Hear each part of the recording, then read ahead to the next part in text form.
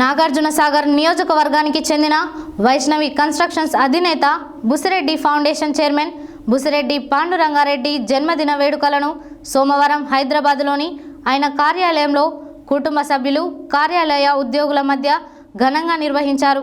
ఈ సందర్భంగా వారు మాట్లాడారు.